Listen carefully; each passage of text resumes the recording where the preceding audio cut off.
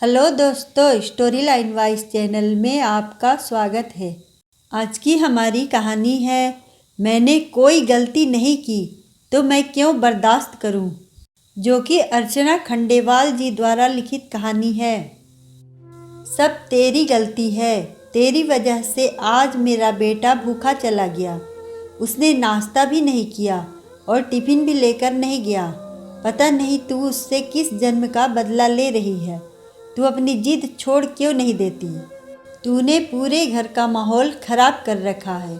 और ये क्या, दिन रात एक ही रट लगाए हुए है कि तुझे फिर से नौकरी करनी है। जैसे तू नौकरी नहीं करेगी तो हम सब भूखे ही मर जाएंगे। कांता जी गुस्से से बड़बड़ा रही थी।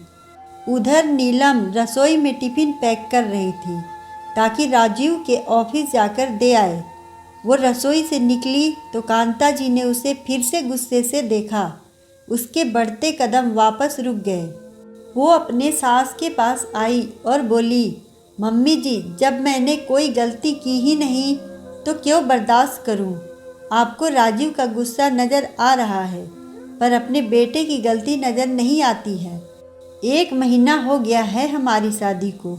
पहले राजीव ने ये कहकर नौकरी करवाने से मना कर दिया कि अभी हमारी नई नई शादी हुई है, और फिर घूमना फिरना, रिश्तेदारों के यहाँ आना जाना, शादी ब्याह के कामों में भी समय निकल गया है।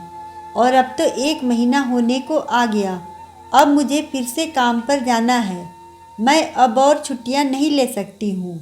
मैंने घर परिवार के प्रति सब फर्ज निभा दिए हैं और आगे भी निभाती रहूँगी, पर अब मुझे अपने काम के बारे में भी सोचना है। नीलम ने समझाना चाहा। नीलम, तुम नौकरी नहीं करोगी तो क्या हो जाएगा? घर परिवार संभाल। शादी के बाद लड़कियों को यही सब संभालना होता है। शादी के बाद सब बदल जाता है, सब कुछ बर्दाश्त करना होता है। राजीव ने तब हाँ कहा था और अब मना कर रहा है। आखिर पति है तुम्हारा, तुम बात का इतना बतंगड़ क्यों बना रही हो? कांता जी ने कहा। मम्मी जी, मैं ये सब बर्दाश्त नहीं कर सकती हूँ। राजीव ने मुझसे कहा था कि उसे मेरे नौकरी करने से कोई परेशानी नहीं होगी, और अब आप भी मना कर रही हैं। ये तो बात पलटने वाली बात हो गई।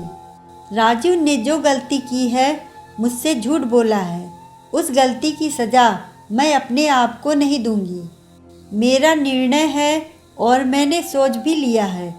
मैं अपनी मेहनत और अपनी सफलता पर इस तरह पानी नहीं फेरने दूंगी। मैंने इतनी मेहनत करके ये नौकरी हासिल की है, और मैंने तुम्हें साफ कह दिया था कि मैं शादी के बाद भी अपनी नौकरी नहीं छोड़ूंगी। मैंने कुछ भी नहीं छिपाया। नीलम की बात सुनकर कांता जी चुप हो गई और नीलम राजीव के ऑफिस में जाकर टिफ़िन दे आई। शाम को जब राजीव वापस आया तो नीलम ने तटस्थ होकर अपना फैसला सुना दिया। राजीव, मैं बिना नौकरी के जी नहीं सकती। ये नौकरी ही मेरी आत्मनिर्भरता की पहचान है और मेरा स्वाभिमान है, मेरी जीने की वजह है। मैं इससे दूर नहीं रह सकती हूँ। तुम्हें नौकरी नहीं करवानी थी, तुमने झूठ बोला। गलती तुमने की तो सज़ा मुझे क्यों मिले? मैंने सब सच कहकर ईमानदारी और विश्वास से तुमसे शादी की, पर तुमने अपने मन की बात नहीं बताई और मुझे धोखे में रखा। इस तरह तो शादियां नहीं निभती हैं। नीलम की बात सुनकर राजीव सकपका गया। उसे लगा था वो आसानी से मान जाएगी, पर उसे अपनी बात पर फिर से विचार करना पड़ा। उसने सब कुछ देख समझकर नौकरी के लिए हामी भर दी। आज नीलम बहुत खुश थी। आखिर वो अपने हक के लिए बोली और जीत भी गई। अगर आपको ये कहानी पसंद आए तो वीडियो को लाइक करें, चैनल को सब्सक्राइब करें और कमेंट में बताएं कि आपको कहानी कैसी लगी। धन्यवाद।